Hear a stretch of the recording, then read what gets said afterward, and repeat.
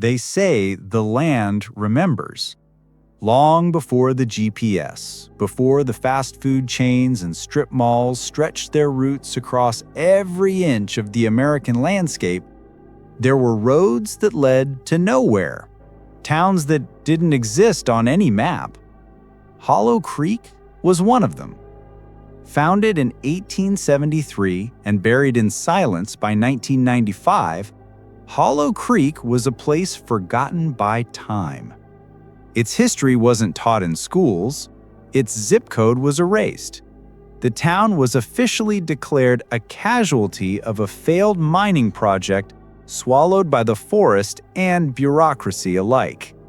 And yet, the buildings remained, not in ruins, but intact, unchanged, as if waiting. For what? No one could say.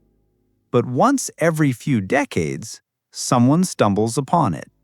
A wrong turn, a glitch in the GPS, a detour that shouldn't exist, and Hollow Creek opens its gates.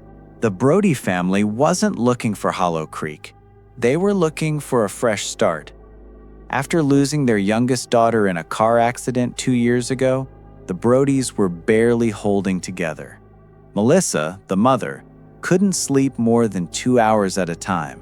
Her husband, Jack, buried himself in work, and 12-year-old Ellie hadn't said a full sentence in months. So when Jack was offered a long-term contracting job in West Virginia, far from the city, they packed up everything and drove east. A small town, quiet, cheap housing, a chance to forget. Their GPS glitched on the third day of the drive. They were supposed to take the highway north, but the map rerouted them down a narrow, wooded road where the trees grew too close and the sunlight barely broke through. That's when they saw the sign. Welcome to Hollow Creek. Population 418. The strange thing was, there were people. They waved, smiled, offered homemade bread and warm milk. There was a school, a grocery store, even a diner that smelled like fresh bacon and apple pie. It didn't make sense. Hollow Creek wasn't on the map. The GPS said they were in the middle of unincorporated land. But the rent was cheap, too cheap. And the house on 12 Willow Lane was fully furnished, with a dusty cradle still sitting in the upstairs nursery. They should have asked more questions. The Brodys didn't question their luck. Maybe, finally, life was throwing them a rope. The town seemed frozen in time, like the 1950s had never left. Children rode bikes down the street. Neighbors brought over pies without being asked. There were church bells on Sundays, and everyone smiled like they'd known you forever. Melissa started to sleep. Jack stopped checking his phone. And Ellie started drawing again. At first, just scribbles, but then full pictures of trees and faces and a black creek that curved through the forest like a serpent. Jack called it a miracle. Melissa called it peace. They wanted to believe they'd found the place where they could finally heal. But something felt off. The school wouldn't let Melissa in. Ellie's teacher said all parents had to stay outside the gates, district policy. The grocery store didn't accept credit cards, and there were no phones, no cell reception, no working internet. "It's the mountains," Jack said. "It's just interference." But late at night, Melissa would stand in the nursery doorway and feel something watching her. Not someone, something. Ellie whispered in her sleep. Names, numbers, and one phrase over and over again. "She's still here." Jack began walking the streets at night. He didn't know why. Maybe it was the silence, too perfect. or the fact that none of the houses ever turned their lights off. Every window glowed. Every porch sat still.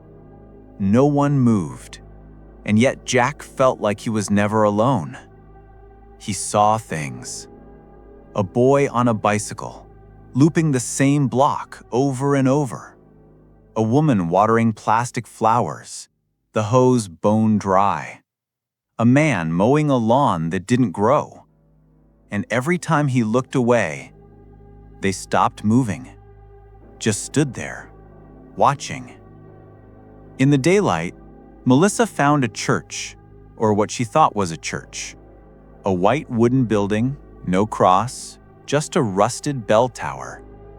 Inside, the pews were empty, but the walls were covered with photos, hundreds of them.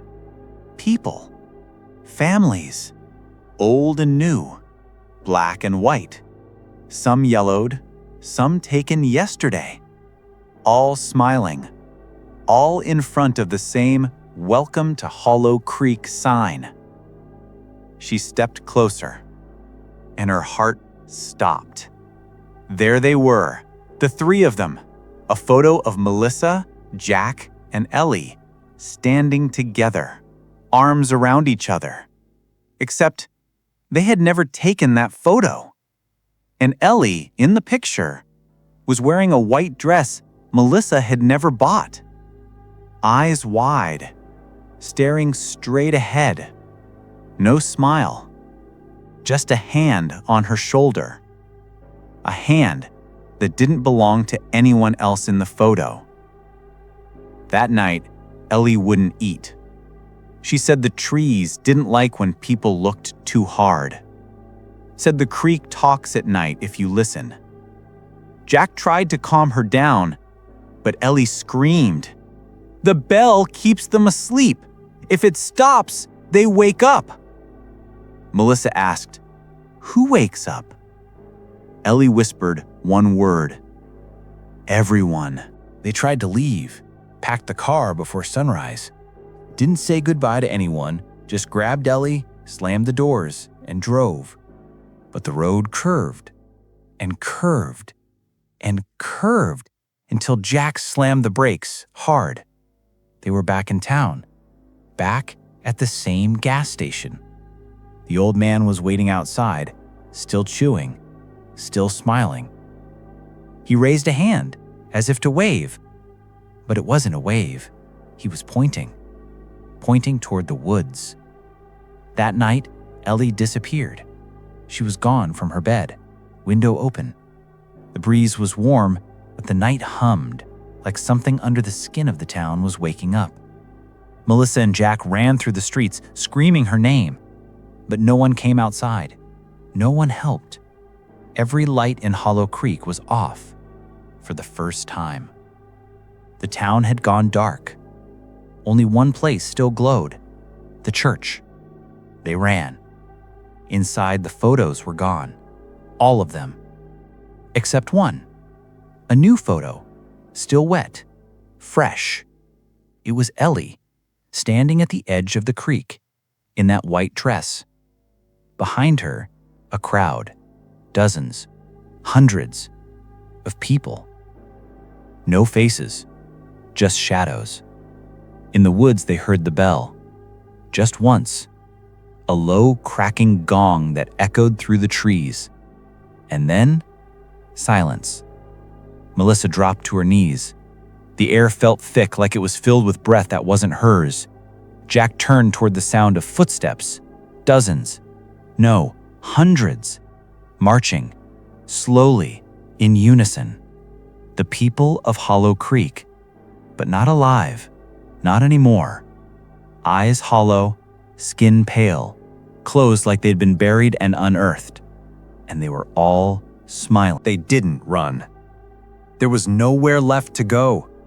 The dead circled them. Not rushing, not attacking, just watching. And then, from the mist behind them, came a sound. Laughter. Childlike. Ellie stepped out of the fog. White dress, dirty feet, eyes wide open, but not afraid. "Mommy," she whispered. "I remember now." Melissa rushed to her, but stopped. Ellie wasn't alone. Behind her stood a woman, pale, long black hair. Her dress was from another time, early 1900s. She placed a hand on Ellie's shoulder. Ellie looked up at her. "She showed me everything." The woman's voice was soft, like wind over water. "Every 50 years, we forget. We are made to forget, but the town remembers, the creek remembers, and so do we." Jack stepped forward. "Where is this? What are you?" The woman tilted her head. "This is Hollow Creek, the town that buried its sins, but never grieved. We are not ghosts, we are witnesses." Melissa looked around and saw them. Each face in the crowd wasn't a stranger anymore. They were the missing. A girl from 1944. Her photo was in the church. A boy from 1891. He held a school satchel. A man with a sheriff's badge from 1920. They were all taken. Not killed, not cursed, held. So someone would remember. The woman continued. "This town was built on silence, on blood, on denial. Children vanished, women burned, men disappeared in the mines, and no one ever told their stories." She looked at Ellie, but she listened. She asked. She saw. And then, softly, "She has become our voice." Melissa reached for her daughter, but the woman shook her head. "She is not gone. She is chosen. For a time. Until another hears the call." Jack screamed, "No! She's just a child!" The woman's eyes dimmed. "We were all children once. Forgotten. Until now." And then, it ended. A blink. The forest was gone. The town? Empty. Sunlight poured across the church pews. Melissa stood alone. No Ellie, no Jack, just her and the creek, flowing softly, endlessly, whispering names. Years later, a stranger drove into Hollow Creek. No GPS, no signs, no reason. Just curious. They found a small town, silent, still. And in the center of town, a church. Inside, a wall of photos. And one stood out, a little girl in a white dress, smiling. A name below it, written in old ink. Ellie Carver, the one who remembered. Hollow Creek. Some towns don't vanish. They wait. This story isn't over. Subscribe if you want the rest.